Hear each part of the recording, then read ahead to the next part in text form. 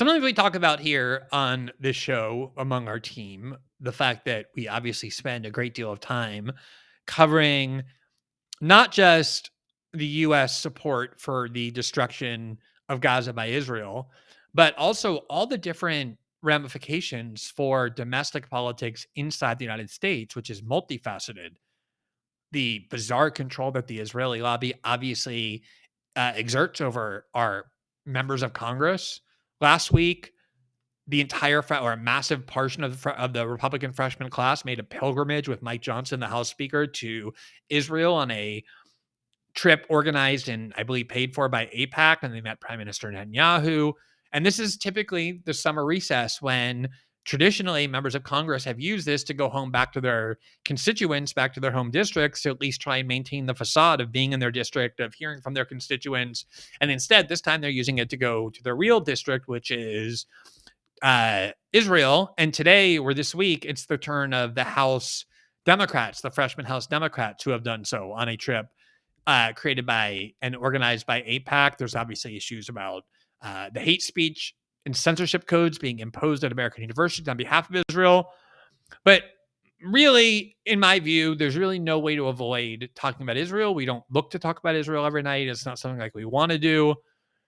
But I would just feel like I was abdicating my responsibility if we didn't cover it a very good amount of time. I think it's worth remembering that when the war in Ukraine broke out in full, and not just the entire Democratic Party under Joe Biden, but most of the Republican Party as well, decided they wanted to get involved in that war and finance that war and send tens and tens and then hundreds of billions of dollars there. We covered that with great regularity, as much as we're covering this.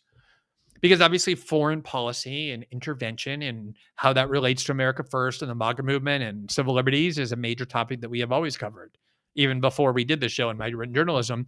But I don't want to make excuses for it. I will just tell you straight up, and I've said this many times before, that I think what's happening in Gaza is the single worst crime against humanity that we have seen most definitely in the 21st century and arguably in our lifetime. And I guess by our lifetime, I'm excluding Vietnam. Though I think you can make an argument for a lot of different reasons. And we had that famine expert on our show a couple of weeks ago who said that he's been studying famines all over the world and has never seen one so quite minutely engineered and deliberately implemented as the mass starvation program taking place in Gaza.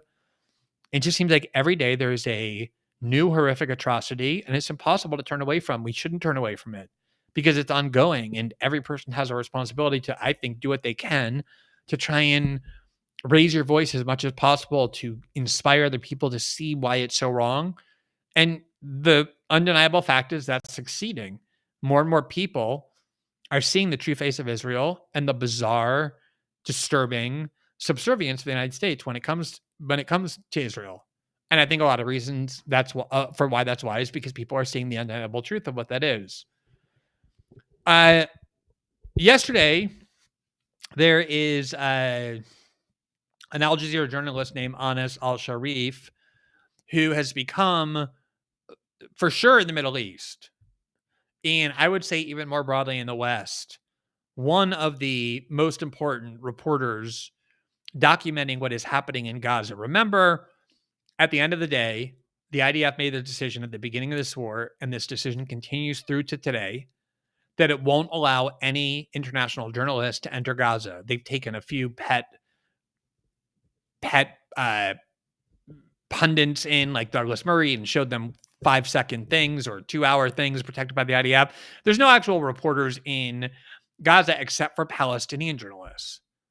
And these Palestinian journalists, sometimes I really get irritated by this notion that, because we don't have real reporters in there, we have to rely on Palestinian reporters and somehow they're less reliable. I don't think this is true at all. Palestinian journalists have done an extraordinary job of risking their life, of seeing and confronting some of the worst, most mentally destructive things you could possibly see day after day after day, not just once. They have obviously made a target of themselves, knowing how many journalists Israel has deliberately murdered by targeting them. We've had some on our show before.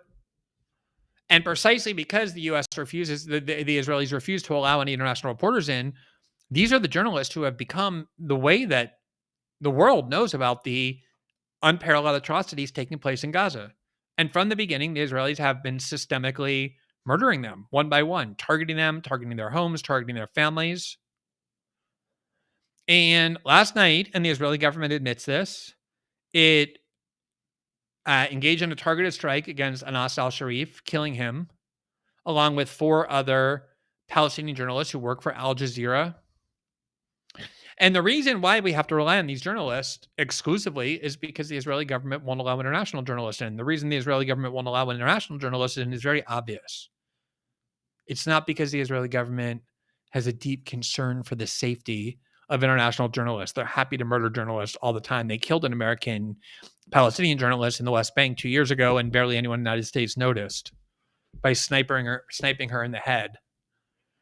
And what is on the verge of happening now is that the Israelis are prepared, with Donald Trump's blessing, to make a full-scale invasion and occupation of Gaza, which in my view has always been the plan. And in order to do that, they're already massively escalating their bombing, killing huge numbers of civilian, the kind of carpet bombing we've seen, especially at the beginning of the war. And most importantly of all, they're systematically eradicating the most important journalists because they don't want anybody inside Gaza telling the world about what they're doing. Because what they're about to do is even worse than anything they've done before. That's why they're going in. Here is Al Jazeera, which we're going to start with because it is their journalists that have been killed. And I should say Al Jazeera has been targeted by Israel over the last several years. They basically were attacked many times. Doesn't want journalists covering what they're doing because what they're doing will disgust the world even more than it already has. That's the only reason why you do this. So here's Al Jazeera's statement. This is from today. Al Jazeera condemns the killing of its journalists by Israeli forces in Gaza. Al Jazeera media network condemns in the strongest term the targeted assassination of its correspondents Anas al-Sharif and Mohammed Oreika, along with photographers Ibrahim al-Tahar and Mohammed Nafel by the Israeli occupation forces, and yet another blatant and premeditated attack on press freedom.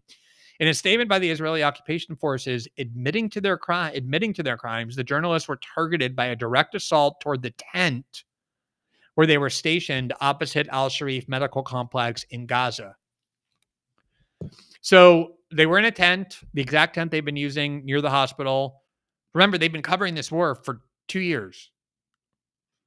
And every time Israel murders somebody, every time Israel kills somebody, a journalist, a doctor, a nurse, an entire family, of course, immediately Israel will say, oh, it was a terrorist. That was Hamas. And it's gotten to the point where basically the operational definition of terrorist is anyone who the IDF murders or wants to kill. And you just have all these people, these Israeli supporters who just have no idea who these people are.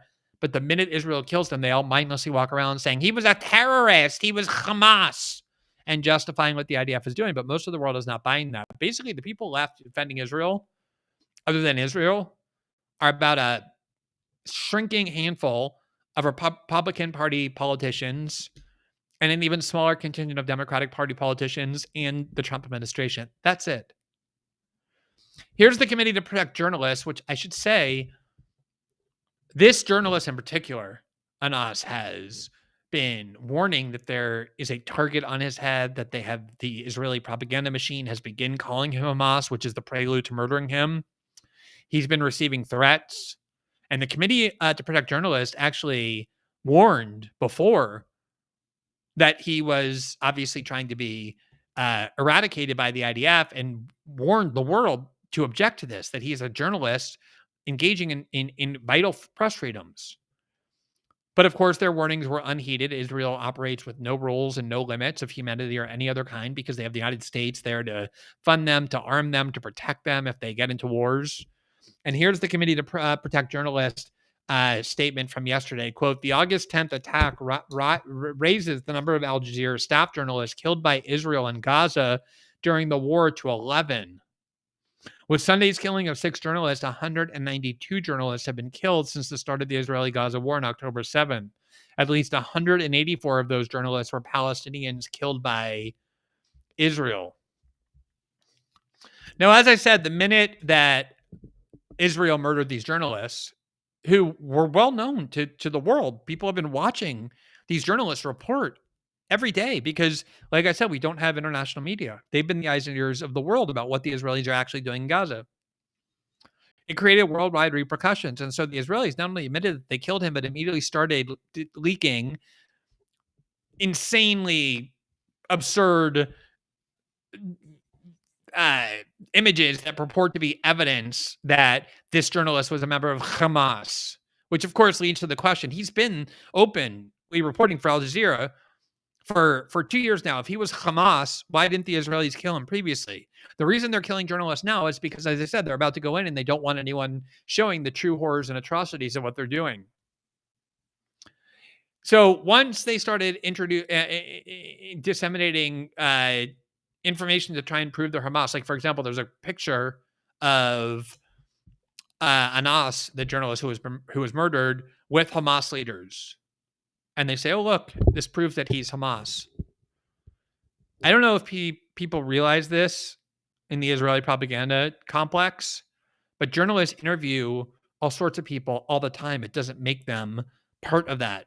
American journalists interview American generals. If there's a war, does that make those American journalists legitimate targets because there's a picture of them with American journalists? Fox News' Trey Yingst, who has been doing a spectacular job reporting on this and particularly leading the way among corporate journalists, announcing the systematic killing of Gazan journalists, talking about them as his colleagues who he's duty-bound to speak up in behalf of.